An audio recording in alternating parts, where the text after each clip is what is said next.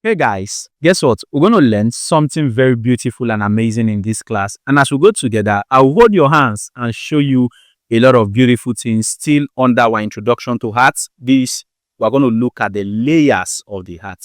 So follow me as we look at the layers of the heart one after the other. And then this is our lesson 2 under the layers of the heart that you must know. So the question is, what are the layers of the heart? When it comes to that, let's go together. First, this entire class is brought to you by the Learn Lift app. And you can see that the Learn Lift app is a well-structured and organized app where the classes flow one after another. And inside it, for 200 level medical students, you see that you have your upper limb, your lower limb, your embryology, your histology, your cardiovascular system, your blood, excitable tissues, biochemistry, and lots more.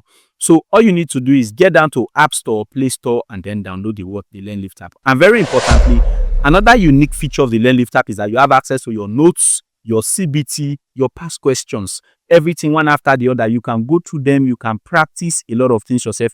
Have your well-organized and structured notes that you can study. And if you are interested in scholarship opportunities, you want to travel abroad, right? There are a lot of free scholarship opportunities that are currently ongoing.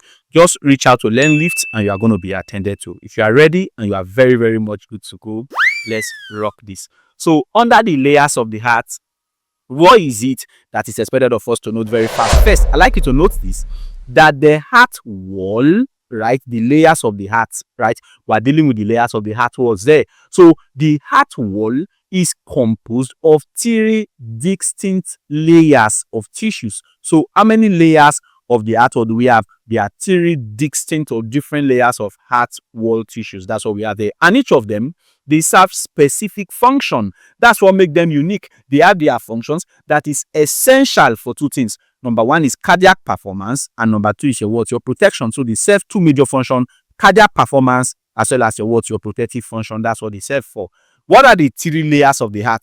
They include the following. Number 1 is called the pericardium. What is it? The pericardium. So the pericardium is the outer layer of the heart wall. Yeah, talk to me, Sapi. What are the 3 layers there? Number 1 is called the pericardium. Number 2 is called the myocardium. Myocardium is the middle layer. And then number 3 is called the endocardium, which is the inner layer. So 1 to go. What are the 3 layers there? The pericardium, the myocardium, the endocardium. The pericardium is the outer layer. The myocardium is the inner layer. The endocardium is the inner. The myo, middle, endo, inner, peri, outer. Better know these things. So again, 1 to go. What is the first one there? Pericardium, outer layer. Middle is myocardium, and then the inner is your endocardium. Again, the heart, right? The heart wall is divided into how many layers? There are 3 of them. Number 1 is called the pericardium, which is the outer layer.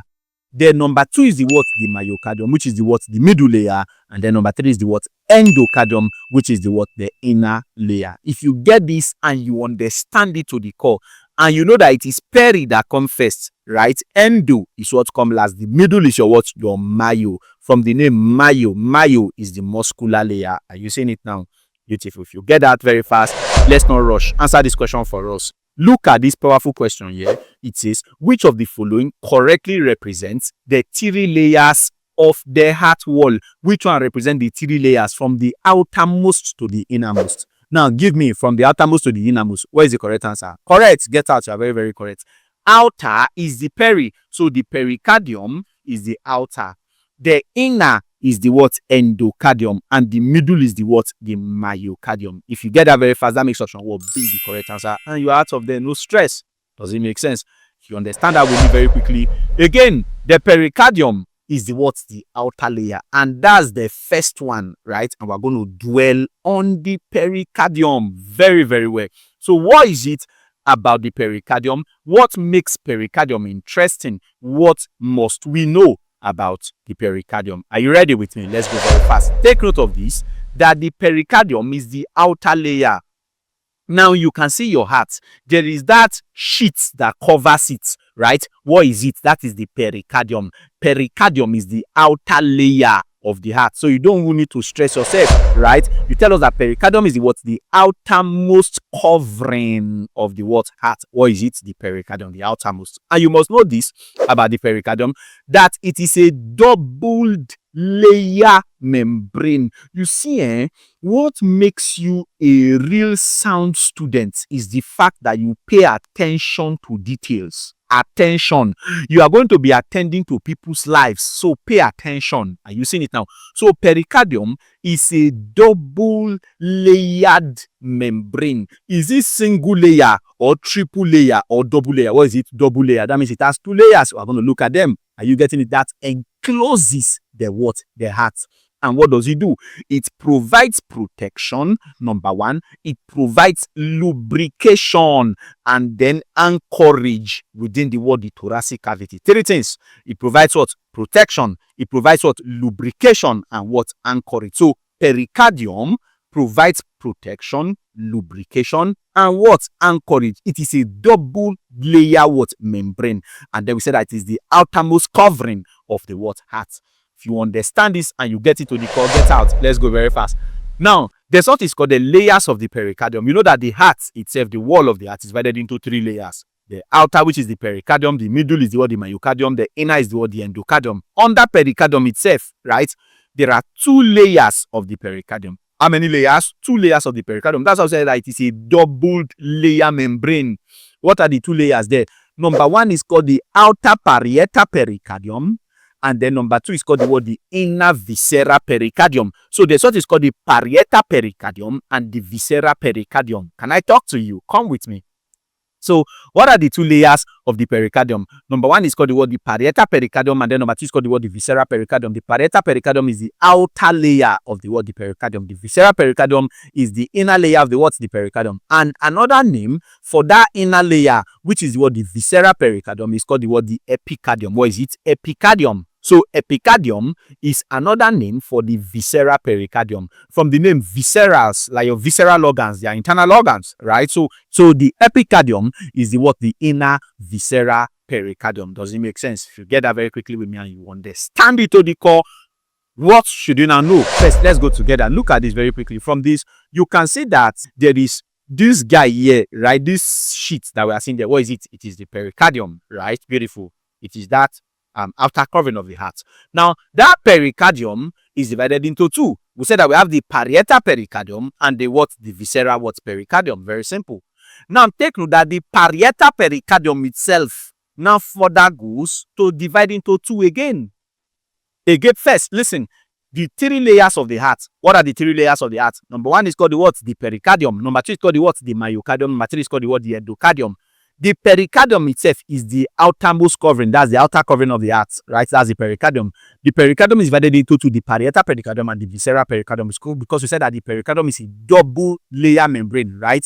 So it has the parietal and the visceral. The parietal itself further goes to divide into 2. And what are the 2?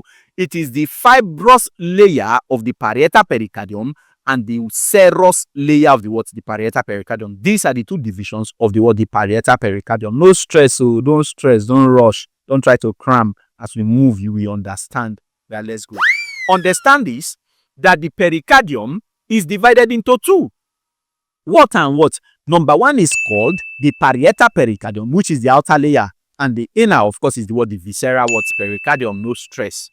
The parietal pericardium is further divided into 2 layers. What are the 2 layers? Number 1 is called the fibrous layer of the parietal pericardium, and number 2 is called the serous layer of the parietal pericardium. No wonder we said that the pericardium is a fibroserous sheet. Yay! Simple. Now, it is fibroserous sheet. That name is coming from the parietal pericardium because the parietal pericardium is divided into 2 layers, right? The fibrous layer of the parietal pericardium and the serous layer of the parietal pericardium. And you see it now. Don't stress. As you are moving, you'll be catching these things very, very well. So, again, the pericardium is divided into 2. The parietal pericardium and the visceral pericardium. The parietal pericardium is the outer layer, and then the visceral pericardium is the inner layer. Then the parietal pericardium, which is the outer layer, is further divided into 2. You have what is called the fibrous layer of the parietal pericardium and the serous layer of the parietal pericardium. What about the visceral pericardium? The visceral pericardium has another name that we call it. It is called the what? The epicardium. Very simple. So you see it now, very, very easy and direct. If you understand this concept as a whole, we can fire down. So what must we know very, very quickly? Now look at this very fast. If you are asked to draw pericardium in any exam, right? Probably draw pericardium, label it correctly and all of that. Don't stress, just six things are what you draw. All these 6 represent the pericardium. Now catch this very quickly with me. This is the first one. The second one should be bigger. Are you seeing it now? It should be big. Then after this is the third. The fourth thing you should draw is a space, and then the 5th should come in. Then finally the what? The 6th. Get out. You're out of there. That's all. Now, shall you see this guy here, right? And this guy here, both of them, they form the parietal pericardium. You know, the pericardium is divided into 2. The parietal pericardium and the visceral pericardium. So this guy here is the visceral pericardium. The visceral what? Pericardium. Just flow with me. Pericardium. Now, the first 2 that we have pushed out, those ones are the what? The parietal pericardium. But you know that the parietal pericardium has 2 layers. The fibrous layer and the serous layer. So the first one here is the fibrous layer. And then this guy here is the what? The serous layer of the what? Parietal pericardium. Parietal what? Pericardium. Sure, you can catch it very, very well now. Very simple. So I've pushed out the pericardium for you. You can see very quickly that the pericardium is how many there now? 3 things we have pushed it out. First is the fibrous layer of the parietal pericardium and then the serous layer of the parietal pericardium. So the parietal pericardium has 2 layers. We have identified that. And then the visceral pericardium, we have also identified that. Sure, you see this guy here, that space there. It is called the pericardial cavity. What is it called? Pericardial cavity. So this space here is called the pericardial what? Cavity. That's the space there, pericardial cavity. And that pericardial cavity is what contains the pericardial fluid. So the pericardial fluid is inside the pericardial cavity. So where is the pericardial cavity? We can say that the pericardial cavity is between the parietal pericardium and the what? The visceral pericardium. Think it. Yes, pericardial cavity is between the parietal pericardium and the visceral pericardium. That's where we have it. You're seeing it now. And don't forget that the parietal pericardium has 2 layers. The fibrous layer of the parietal pericardium and the serous layer of the parietal pericardium. Right? Beautiful. So sure, you see this guy here, this big guy here, that's the muscular layer of the heart. And that is called the myocardium. Cardium. And then this guy here is the what? Endocardium. That's the endocardium. So in conclusion, if we are to draw the walls of the heart, how many things are we going to draw? 6. So these 6 things, they form the wall of the heart. The first one is the what? The endocardium. The what? Endocardium. If you are coming from inner to outer, endocardium. But if you are coming from outer, okay, let's move from outer to inner. From outer to inner, the first is the what? The fibrous layer of the what? The parietal pericardium. The second is the serous layer of the parietal pericardium. The third, right, is the pericardial cavity that contains the pericardial fluid. The fourth is the what? The visceral pericardium. Another name for the visceral pericardium is the what? The epicardium, right? Epicardium is also called the what? The visceral what? Pericardium. After that, number 5 is the myocardium, and then number 6 is the what? Endocardium. That's all. You are out of there. We no time to check time. You are out of there. Are you seeing it now? If you understand that to the core, again, look at this very, very well. And what can we identify from this? 6 things as well that we have looked at. The first is the what? The fibrous layer of the parietal pericardium. That's it there. The second is the serous layer of the parietal pericardium. And then we said that the third is where we have the pericardial cavity that contains the pericardial fluid, right? Yes. And then the fourth, what is the fourth there? The epicardium. What is epicardium? The visceral pericardium is what? The epicardium, right? That's number 4. Number 5 is the muscular layer, and that muscular layer is called the what? The myocardium. And then number 6, so you see this guy here, that's number 6. It is called the what? The endocardium. That's the 6 layers, right, of the heart walls. If you are to draw, just know that it's 6 of them, and then you label all of them and you're out of there. Does it make sense? Are you sure? If you get that very fast with me, that means we are good to go. The next thing you must know very quickly, again, we said that the pericardium is divided into 2. What and what? The parietal pericardium, which is the outer layer, and the what? The visceral what? Pericardium. In between the parietal pericardium and the visceral pericardium, what do we have there? The pericardial cavity that contains the what? The pericardial what? Fluid. The parietal pericardium is divided into 2. What and what? Number 1 is the fibrous layer of the parietal pericardium, and then number 2 is the what? The serous layer of the what? The parietal pericardium. The visceral pericardium, what do we also call it? The epicardium. Is it good to go now? Beautiful. If you understand that, that means we are going to dwell on what is in between the parietal pericardium and the visceral pericardium. What is it? The pericardial fluid. Are you ready? Now let's go. So first, understand this, that between the parietal pericardium, right, and the visceral pericardium lies the pericardial cavity. Another name for pericardial cavity is called the pericardial space. So that space between the parietal pericardium and the visceral pericardium, what do we call it? Pericardial cavity, or what's your pericardial space? So that pericardial space will be filled with fluid. Which fluid is that? Pericardial fluid is what you have there. And you must note this, that the pericardial fluid has a volume. The volume is approximately 25 to 35 milliliters. That's what you have there. And you've seen it now. So what is the volume of the pericardial fluid? 25 to 35 milliliters. If you understand that very quickly, don't forget this, that pericardial fluid has function. What is the function? It reduces friction.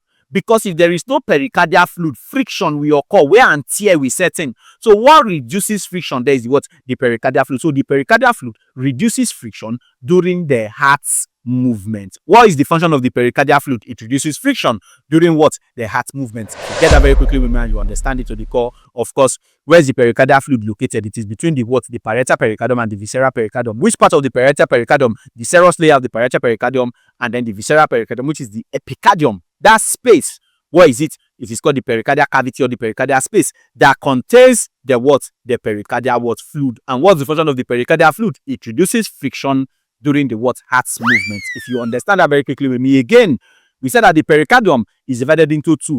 What and what? The parietal pericardium and the what? The visceral pericardium. We have looked at the space that is between them. So let's dwell on the parietal pericardium chiefly. I said that this gets divided into 2. We have the what? The fibrous layer, as well as the what? The serous layer. And then the visceral pericardium is also called the what? The epicardium. I'll keep saying this until it settles down inside of you. So let's dwell on the parietal pericardium. What is it about the parietal pericardium? We said that the parietal pericardium is the outer layer, right? Beautiful. So what is it about it? The parietal pericardium forms a strong protective sac around the heart. So the parietal pericardium, what does it form? A strong protective sac. In fact, if you are coming to the heart, right, you will meet the pericardium. Which of the pericardium will you meet first? The parietal pericardium. Beautiful. So it forms a protective sac around the heart, and it helps to anchor it with the what? With the mediastinum. What anchors the heart with the mediastinum is what? The outer parietal what? Pericardium. And went ahead to say that, oh, the outer parietal pericardium is divided into 2. The fibrous layer of the parietal pericardium and the serous layer of the parietal pericardium. So what is it about the fibrous layer of the parietal pericardium? Are you ready? Let's go together very fast. Look at it. The fibrous layer of the parietal pericardium. In fact, in that parietal pericardium, the first thing is the fibrous layer there, right? So what does it actually do? Understand this, that the fibrous layer is made up of dense fibrous connective tissue. So what is the connective tissue there? It is the fibrous connective tissue that we have there. Simple, right? Histology. So it is what? It is the fibrous connective tissue that we have there. That's the first thing you must know. That's why they call it your fibrous layer of the parietal pericardium, because of the fibrous connective tissues that are there. And the second thing you must know is that it anchors inferiorly, or it is attached inferiorly. Inferior, that means at the lower part. First, the heart. What is the inferior surface of it? What is it making contact with inferiorly? That's diaphragm, Abi. The heart sits on top of the diaphragm. So inferiorly, it is anchored to the what? To the diaphragm. Understand that. So what will make what part of the heart we anchor directly with the diaphragm? It is the fibrous layer of the parietal pericardium. Yeah. And because it is anchored or it is attached inferiorly to the diaphragm, it will continue with the great vessels of the heart. And you can see that these are the great vessels of the heart: the aorta, the superior vena cava, inferior vena cava, right? The pulmonary artery, or that's the pulmonary trunk. All these are the great vessels of the heart. So it continues, right, with the tunica adventitia. The tunica adventitia, right, which is the outer layer of the major blood vessels that are entering and leaving the heart. Understand this part very quickly. I've showed and I've said a lot about the second point here very quickly. We said that the fibrous layer of the parietal pericardium is attached inferiorly to the what? Diaphragm. And then it will now continue with the great vessels of the heart. But which part of the great vessels of the heart? It will continue with the outer layer of the great vessels of the heart. And the outer layers are called the what? The tunica what? Adventitia. Are you seeing it now? Whether the great vessels that are leaving the heart or those that are entering the heart. Those that are leaving the heart, we have the pulmonary trunk, right? It's leaving. Aorta is leaving. The ones that are entering, what are the ones that are entering? Superior and the inferior vena cava are entering. The pulmonary artery and the pulmonary veins are what? Entering as well. Are you getting it now? If you understand that very quickly with me, don't forget this, that the major function of the fibrous layer of the parietal pericardium is that it prevents overstretching of the heart during heartbeat because of its what? Inelastic nature. Understand this. You know, the heart itself, right, is kind of like elastic. But what will prevent the overstretching of the heart? It is the what? The fibrous layer of the parietal pericardium. Why? Because of its inelastic nature. So is it elastic or it is inelastic? It is inelastic. It will prevent the overstretching so that you not go and overstretch beyond capacity. What will prevent that? Come on, stop overstretching. It is what? The fibrous layer of the parietal pericardium. Get that very fast with me. Answer this question for us. The question says, it's an assertion and a reasoning question. The assertion says that the fibrous layer of the pericardium, fibrous layer of the pericardium prevents overstretching of the heart. Correct. That's very, very true. Now, what is the reason behind that? The reason is that it is made up of dense fibrous connective tissue. You know, the fibrous layer is made up of fibrous connective tissue, right? Yes, that's very, very correct.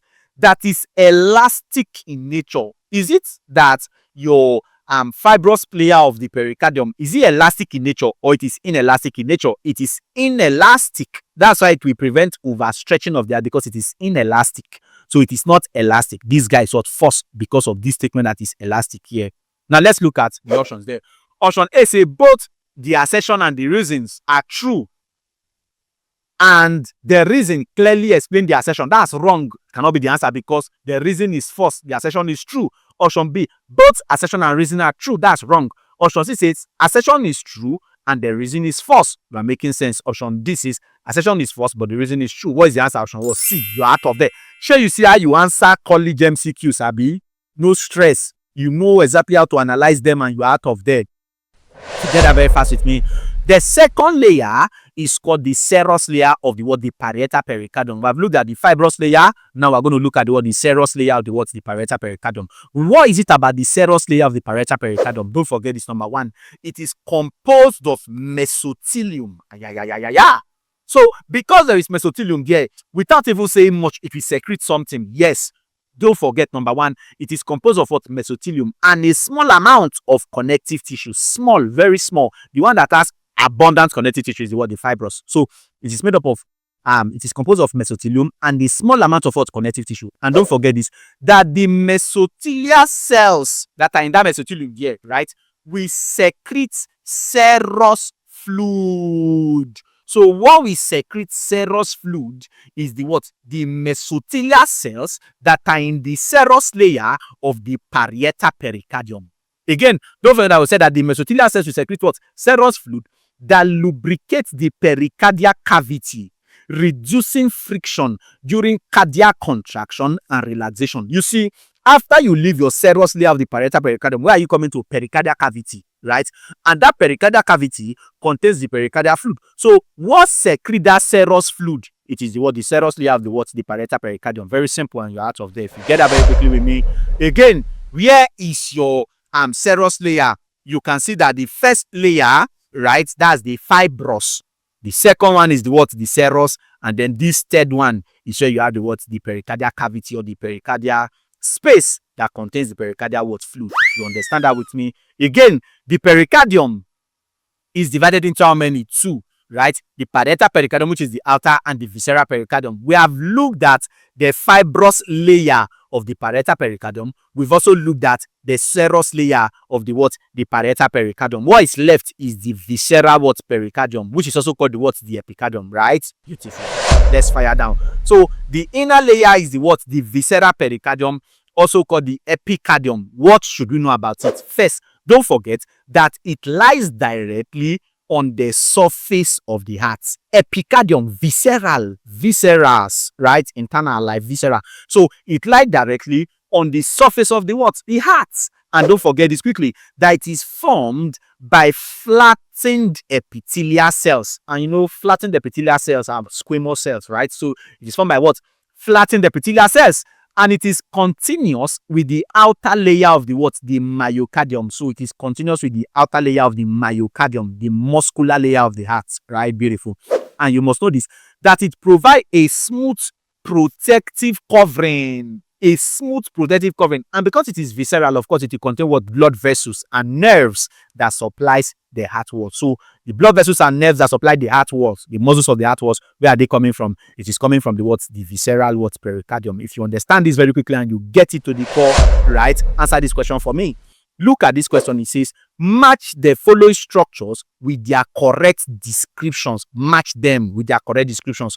Or the column A and column B. What's the first thing there? The pericardial cavity. Is it the muscular layer that pumps blood, or it is myocardium, the smooth inner lining of the heart, or it is endocardium, the space containing lubricating fluid? They say we should match them correctly. So first, which one is the pericardial cavity? Pericardial cavity, that means 1:2. What is it actually? Pericardial cavity. Is it the muscular layer? No. Is it the smooth inner lining of the heart, or it is the space that contains lubricating fluid? Pericardial cavity is also called the pericardial space. So it is the space that contains the lubricating fluid. What is the lubricating fluid there? Pericardial fluid. So option C, it is to. So that means 1 we match to C. Now, what about 2? What will 2 match to? 2 there says myocardium. Myocardium is the muscular layer of the heart. So it is the muscular layer that pumps blood. 2 will match to A. And then 3, what will it match to? If I to match 3, endocardium. Endocardium is the smooth inner lining of the heart. That means 3 will match to what? B. So that's the correct answer. Let's look at the options there. Is it that's 1 to C, right? 2 to A, and then 3 to B. 1 to C, 2 to A. So this guy cannot be the answer. What is the answer option? What? A become the what? Answer. And you are out of there. Shall you see how you analyze and you dismantle these things? Very easy and direct. Get that very quickly with me. Answer this question for us. The question says, which of the following statements about the pericardium are true? Which of them are true? Now look at the options there. Option A says it consists of an outer parietal and inner visceral layer. Outer parietal and inner visceral layer. Which of them are about pericardium? You know, pericardium is made up of 2 layers, right? Yes, the outer pericardium and the inner what? Viscera. So that means this guy here is what? True. Yes, A is true. Option B says the pericardium helps to anchor the heart within the mediastinum. Yes, that's also very, very true. Yeah. Option C, the pericardial cavity contains 25 to 35 milliliters of lubricating fluid. Yes, so that is also what? True. And then option D, the visceral pericardium are also called endocardium. Is that true? Somebody is saying true. If I nod you, you are wrong. That's false. The visceral pericardium is also called the what? The epicardium, not endocardium. Not endo, it is the epicardium that you call the visceral pericardium. So which ones are true? A, B, and C, they are what? True. D is what? False. Are you seeing it now? Very simple, easy, and direct. You understand that with me? Look at this question 5 here. The question says, arrange the following layers and spaces from outermost to innermost. Arrange them. And look at the option there. We have fibrous parietal pericardium, the pericardial cavity, the visceral pericardium, which is the epicardium, and then the serous parietal pericardium. Okay, how do we arrange this guy? Very simple, easy, and direct. The first one there is the fibrous layer of the parietal pericardium. That's the first one, right? After 1, what do we come to?